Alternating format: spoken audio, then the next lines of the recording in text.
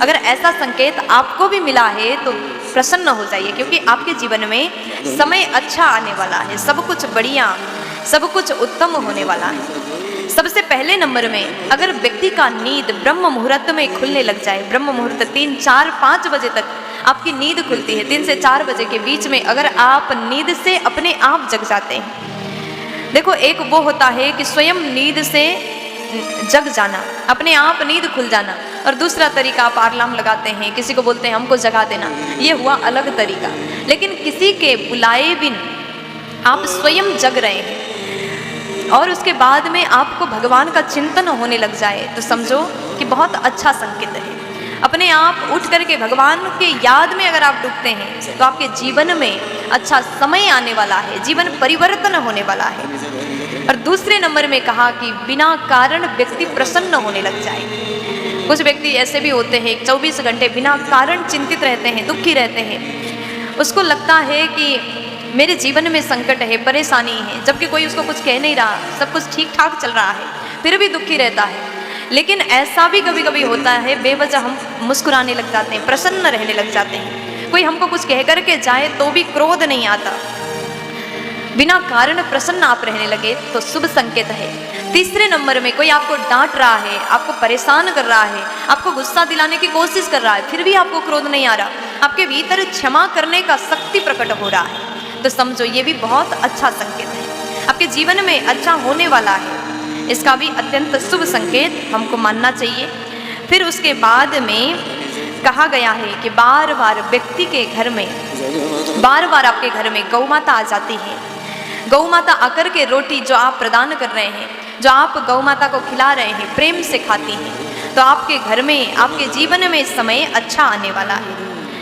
3 कारण हमने बताया। चौथे नंबर में कहा गया कि जब आपको आपके घर में छोटे छोटे बच्चे आकर के बिन बुलाए खेलने लग जाए, बड़े प्रेम से बच्चे क्रीड़ा करने लग जाए, तो ये भी अत्यंत शुभ संकेत है, आपके जीवन में अच्छा समय आने वाला है। और फिर कहा गया कि आपको आपके खर्च में कमी आ गया, धन के स्रोत खुल रहा है, आप जो भी कार्य कर रहे हैं उसमें आपको सफलता प्राप्त हो रहा है, तो समझो आपके जीवन में ये भी बहुत अच्छा संकेत है, अच्छा समय आने वाला है।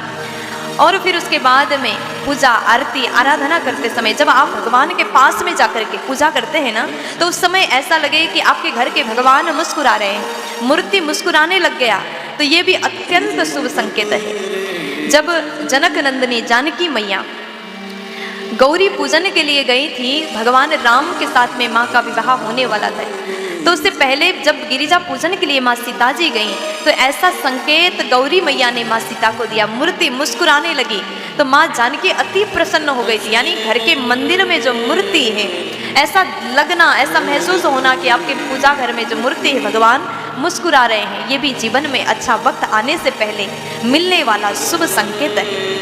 अगर ऐसा आपको संकेत मिले तो प्रसन्न हो जाइएगा। फिर उसके बाद में कहा गया, आप अगर भगवान को माला अर्पण करते हैं तो मूर्ति से माला गिर जाता है, आप चरणों में बैठे, आपके ऊपर माला गिरा, ये भी अत्यंत शुभ संकेत, आपके जीवन में अच्छा वक्त आने वाला है। बार बार आपके घर में अतिथि आते हैं, आपको अतिथि सेवा का मौका बार बार मिल रहा है, ये भी अत्यंत शुभ संकेत है।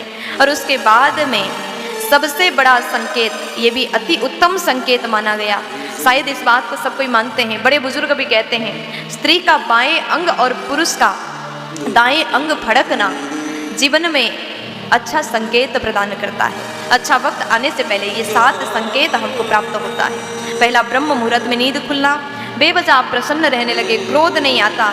दूसरे नंबर में, तीसरे नंबर में कहा गया कि बार बार घर में गौ माता आती हैं। चौथे नंबर में छोटे छोटे बच्चे आकर के क्रीड़ा करते हैं। 5वें नंबर में धन के स्रोत खुल रहा है।